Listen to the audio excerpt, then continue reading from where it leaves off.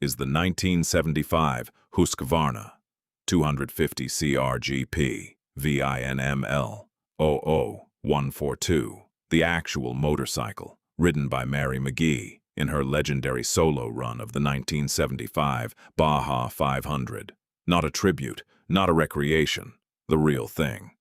It is the same machine featured in the ESPN 30 for 30 documentary, Motorcycle Mary, never restored, never modified, presented today exactly as it sat for over 30 years in the garage of the man who kept it.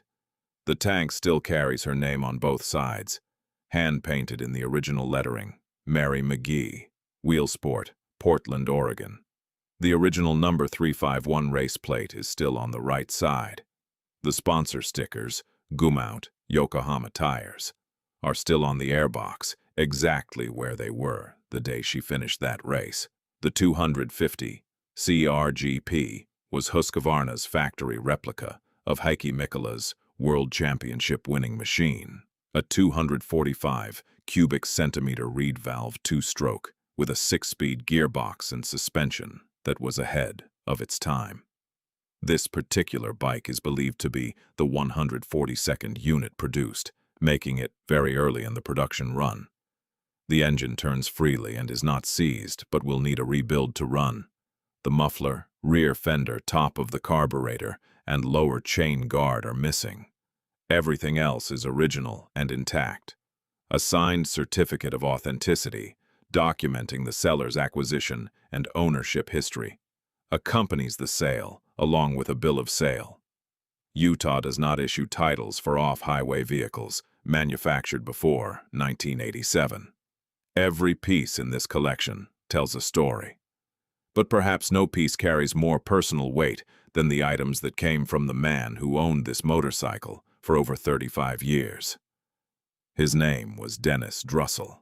He grew up in Eureka, Utah, earned a baseball scholarship to the University of Utah, and later attended Southern Utah University.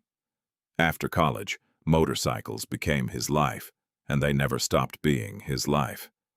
He raced Husqvarnas throughout the 1970s, the same mark, the same era, the same regional circuit as Mary McGee.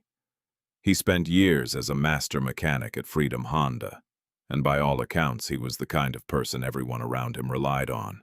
Sharp wit, generous spirit, a mechanical intuition that bordered on the supernatural. If something was broken and nobody else could fix it, you called Dennis Drussel. At some point in the late 1970s, Mary McGee's Baja 500 solo race bike came into his possession. For the next 35 years, he kept it garaged, untouched, and preserved exactly as Mary had raced it. He never restored it. He never parted it out. He held onto it the way a person holds onto something they know is important. Quietly, without fanfare. He knew what he had. The vintage Husqvarna jersey, Penton jersey, race jacket, and accompanying items included in this collection all came from his estate. They belong to the same world, the same era, and, we believe, the same circle of people that surrounded Mary McGee during her racing years. Separating them from the bike felt wrong. They are part of the same story. Dennis Drussel had one well-known pet peeve, according to those who knew him: people throwing away his things. Rest assured, Mr. Drussel, nothing got thrown away here. Also included in this collection is race-worn gear from Justin Martz, a local legend of the Montana motocross circuit in the early 1980s. Martz began racing at the age of 9 when his father put him on his first motorcycle. He went on to win 5 consecutive Montana State Motocross Championships and competed at the NASCAR level before his career was through. He raced throughout Montana and Idaho, terrain and circuits that existed in the same tight-knit world of Western American motorsport that Mary McGee had helped define a decade earlier. Authentic race-worn gear from Mary McGee herself is essentially impossible to find. The jerseys and helmet included here from Justin Martz represent the same era, the same grit, and the same spirit. Whether his path and Mary's ever crossed directly, we can't say for certain. But in the world of Western American motorcycle racing in the 1970s and early 1980s, it would be more surprising if they hadn't. Then there is Sonny Angel, founded in 1953. Sonny Angel Motorcycles, operated for over 60 years out of a brick-walled shop on 18th Street in National City, California. It was one of the first Yamaha dealerships in the United States, and it specialized in British and Italian imports, Norton, Ducati, and became one of the most celebrated gathering places for serious riders in all of Southern California. Sonny was not just a dealer. He was a racer, an innovator, and a figure who left his mark on nearly every corner of the sport he loved.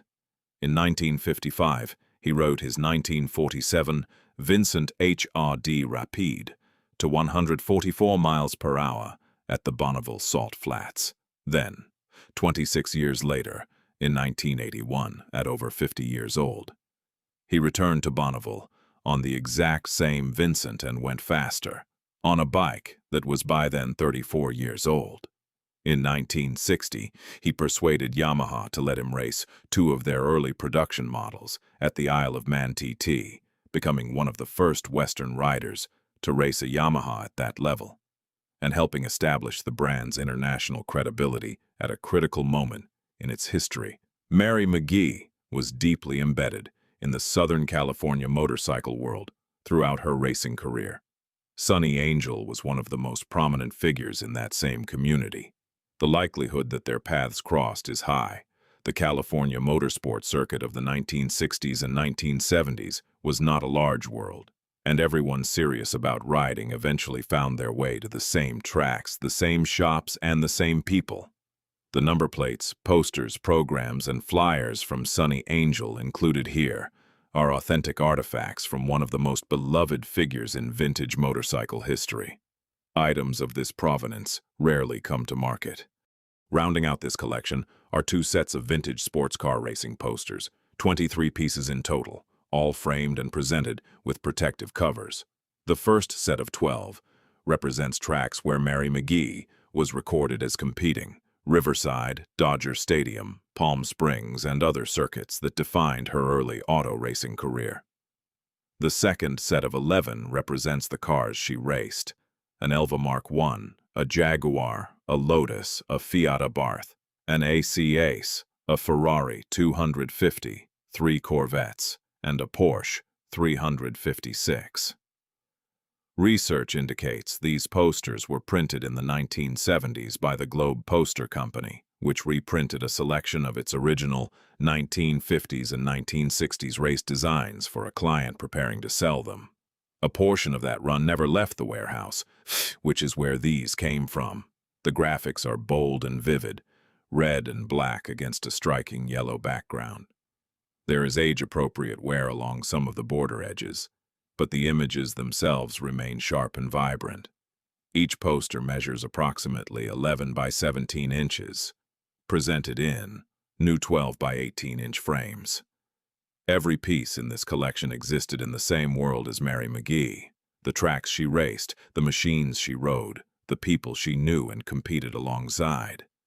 They were gathered here, not to fill space, but because they belong together. The motorcycle is the centerpiece, but the collection around it tells the larger story of a sport, an era, and a woman who left a permanent mark on both. This is her motorcycle. These are her people, and this is that story.